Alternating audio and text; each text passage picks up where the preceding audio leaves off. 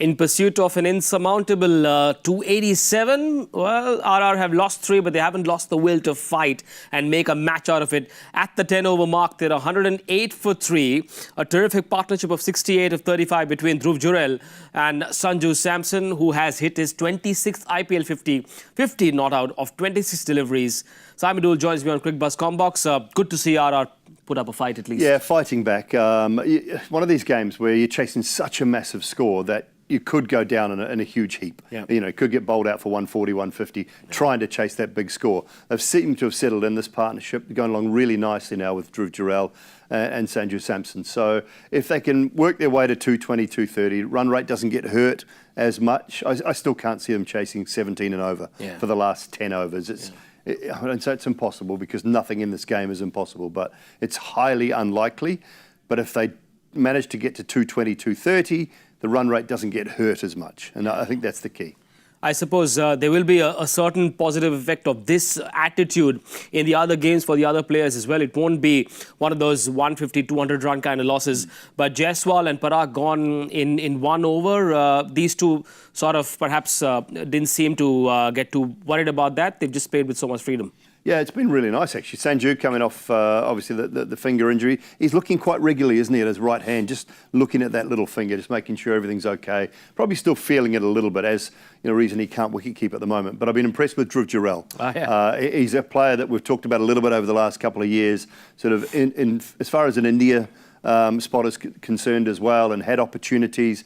I think he's a really talented player. It's another season for him where he can continue to stake that claim as a prospect, as a keeping prospect who's a very, very tidy keeper and a batter as well, who can fill that middle order role, which a lot of the Indian keeper batters bat towards the top of the order. He's one that actually fills a middle order role, which can be quite crucial, a la KL Rahul in short format. So impressed with him. But yeah, it's such a tough uphill task. Well, he scored 20 off the great Pat Cummins in that 6th over, which is the last over of the power play. And I suppose he's making a case for the captain to send him in for next game, ahead of Rana maybe. Yeah, look, I mean, they've gone with Nitish Rana. They feel that he's a player that can offer them something a little bit different, left-hander, in at that spot. And, you know, it gives them another power-packed option, I suppose. But the batting does, to me, when it's probably going to be on song, it looks slightly stronger than the bowling unit for Rajasthan. Still got Hetmeyer to come, who's very, very powerful. So, you know, they're a chance of getting close to the score, even if it's still going to be behind. Well, this is the kind of chase that will perhaps build a certain mood in the camp. It won't be as morose, even if they lose.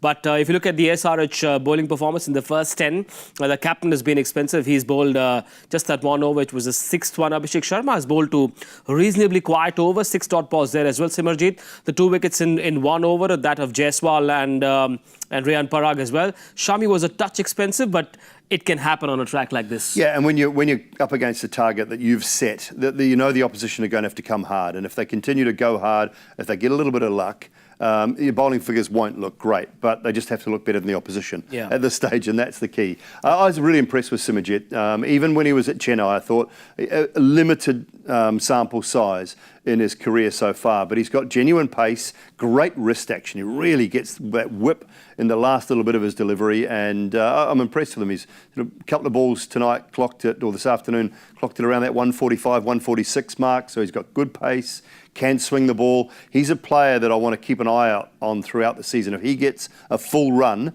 of 10, 11, 12 games, he's a player that I really want to keep an eye out on how he progresses through the season, because I like what he's got to offer. And when you're looking for the guys behind what India have at the moment, who are the next cabs? Who are the next guys off the rank? He's one that I really like. There's so much talent on offer, but it continues to be a tough ask for the Rajasthan Royals. They've got to, even if they die fighting, just keep going? Yeah, I keep going, but I still think with some respect. Look, you're not saying we're losing the game. You don't want to say that at this early stage. You still want to try and win the game. I get that. But don't go so hard that you lose it by so much that it affects you for the rest of the tournament. Get your chasing confidence in place. That could be a priority for RR. They will try and come as close as possible to SRH's 286. It looks near impossible.